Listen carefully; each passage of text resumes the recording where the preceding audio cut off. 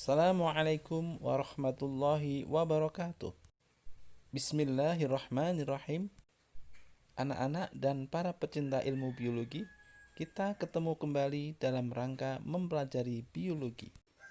Dan sebagai kelanjutannya, kita akan mempelajari spermatofita atau tumbuhan berbiji. Pada video kali ini, kita akan mempelajari ciri-ciri spermatofita dan reproduksi spermatofita, baik seksual maupun aseksual.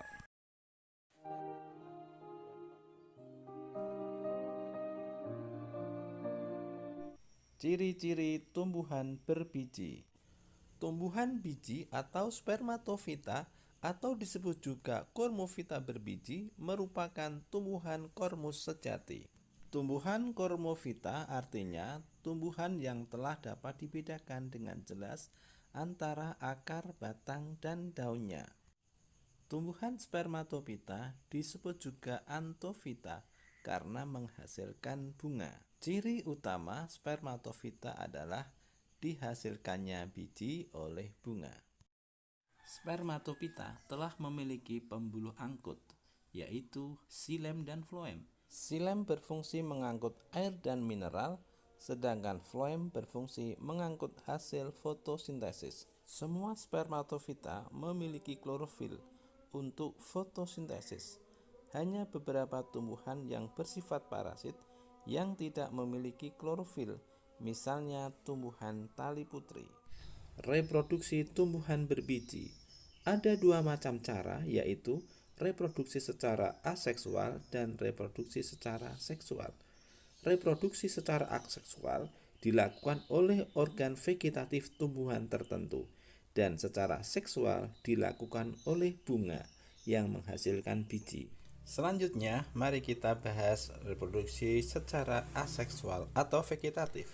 Reproduksi secara aseksual atau vegetatif ada dua macam, yaitu alami dan buatan. Mari kita bahas yang secara alami. Yang pertama, rizom atau rimbang. Rizom merupakan batang yang menjalar secara horizontal di dalam tanah menyerupai akar.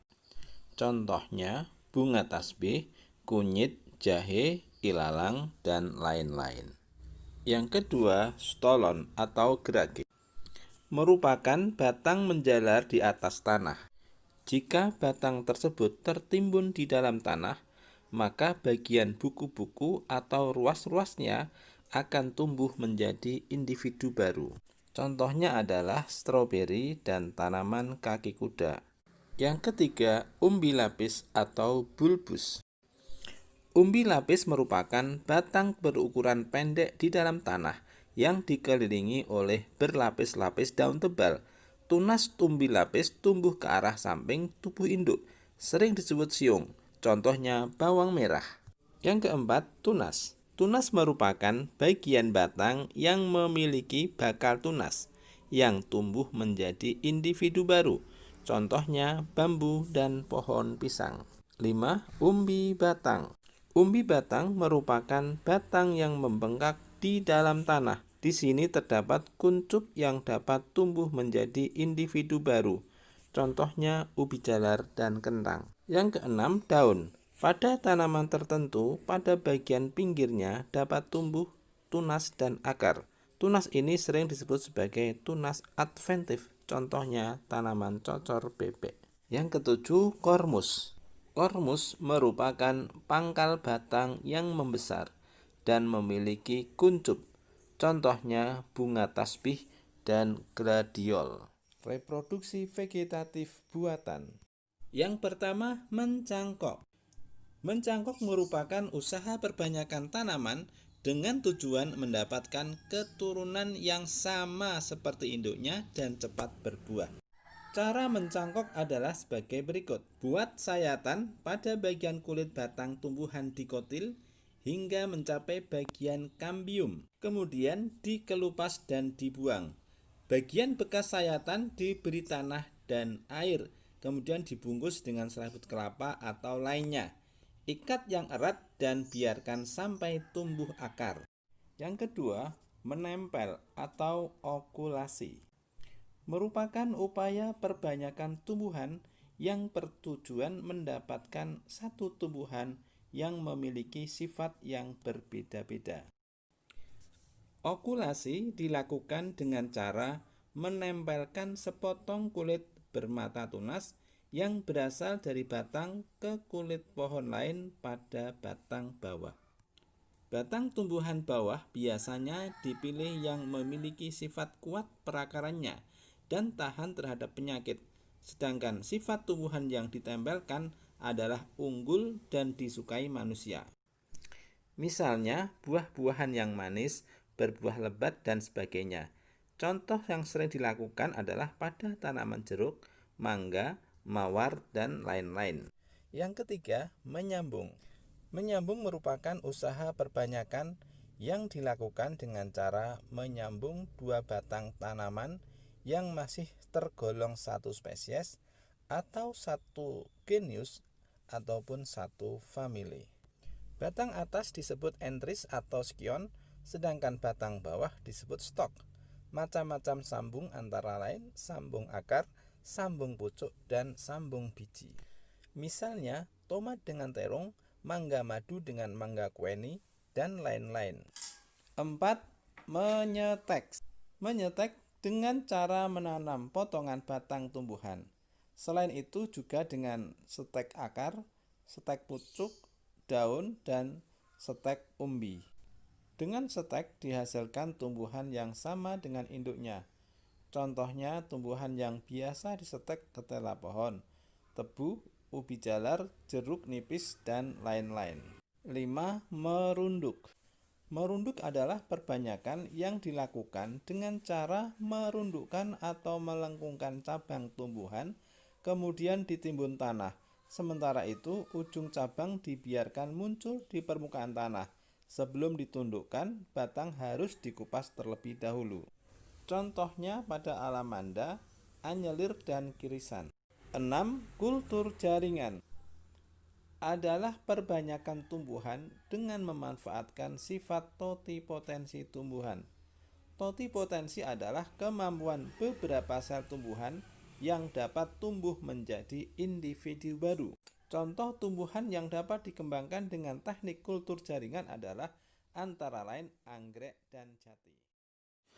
Reproduksi secara seksual.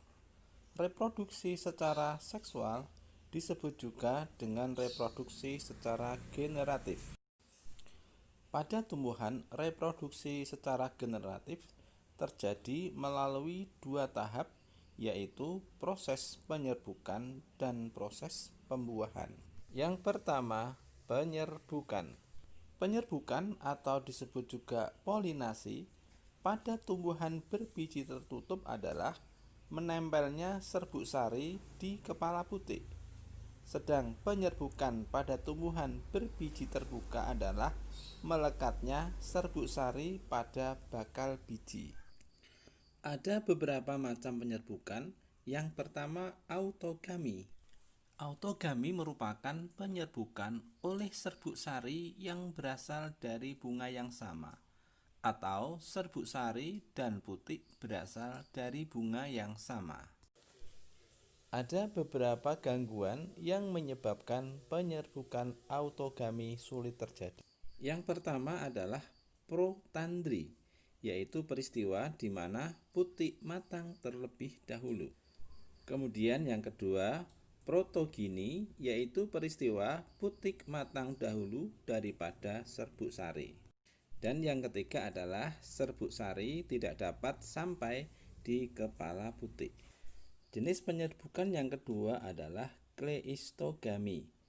Penyerbukan ini merupakan bagian dari autogami. Tetapi penyerbukan terjadi sebelum bunga mekar. Yang ketiga, geitonogami adalah penyerbukan oleh serbuk sari yang berasal dari bunga lain tetapi masih dalam satu individu. Penyerbukan ini dinamakan juga penyerbukan tetangga. Yang keempat, alogami atau xenogami adalah penyerbukan oleh serbuk sari yang berasal dari individu lain tetapi masih satu spesies. Penyerbukan alogami disebut juga dengan penyerbukan silang.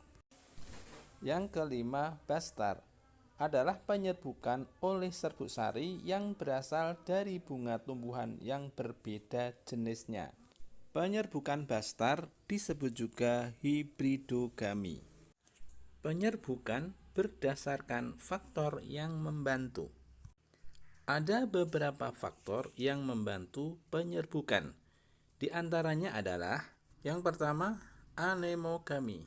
Anemogami merupakan penyerbukan yang dibantu oleh angin. Ciri-ciri bunga yang mengalami anemogami adalah memiliki serbuk sari yang kering, lembut, dan banyak. Kemudian, kepala sari mudah bergoyang dan tidak memiliki mahkota bunga, kalaupun memiliki ukurannya kecil. Anemogami ini misalnya terjadi pada pakis haji, tusam, tebu, padi, dan jagung. Yang kedua, hidrogami. Hidrogami adalah penyerbukan dengan bantuan air. Penyerbukan hidrogami hanya terjadi pada tumbuhan yang hidup di air. Contohnya adalah tumbuhan hidrilla. 3. Zoidiogami merupakan penyerbukan dengan bantuan hewan. Ada beberapa macam, diantaranya adalah entomogami, yaitu penyebaran yang dibantu oleh serangga, terutama terjadi pada tumbuhan yang menghasilkan madu atau nektar dan memiliki warna bunga yang menarik. Malakogami, yaitu penyerbukan dengan bantuan siput. Kemudian ornitogami, yaitu penyerbukan dengan bantuan burung, misalnya pada tumbuhan randu dan dadap yang bunganya mengandung madu. 4.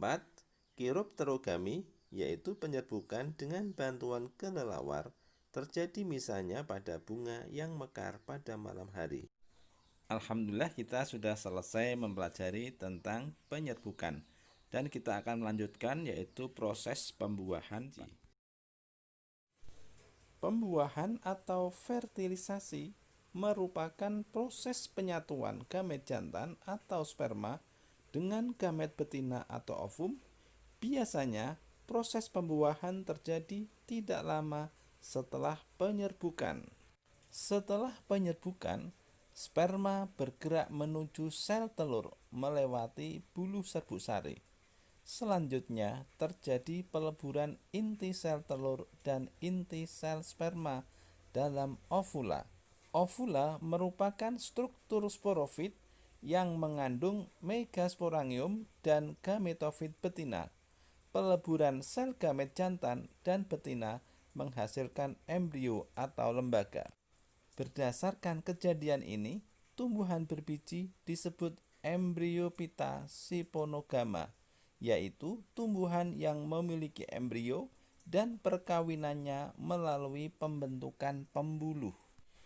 Embrio pada tumbuhan berbiji bersifat bipolar atau dwipolar, karena pada satu kutubnya akan tumbuh dan berkembang menjadi batang dan daun, sedang kutub yang lain akan tumbuh menjadi akar. Pada tumbuhan berbiji dikenal dua macam pembuahan. Yang pertama, pembuahan tunggal.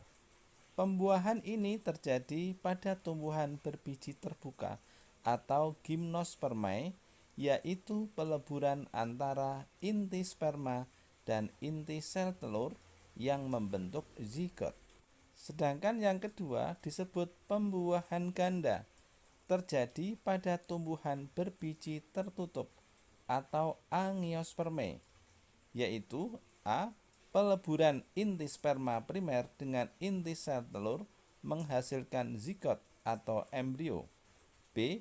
Peleburan inti sperma sekunder dengan inti kandung lembaga sekunder membentuk cadangan makanan. Selamat belajar dan semoga bermanfaat serta menjadi bekal kalian di masa yang akan datang.